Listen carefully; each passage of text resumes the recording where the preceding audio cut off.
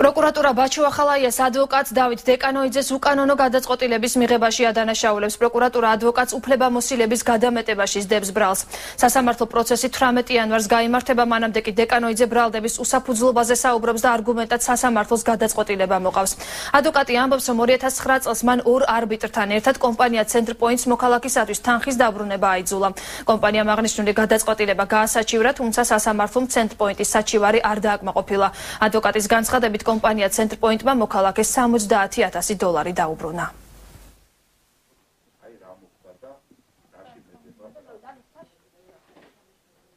Center Point-მა გაასაჩივრა სასამართლოში დადგენილი წესით ეს ჩვენი გადაწყვეტილება.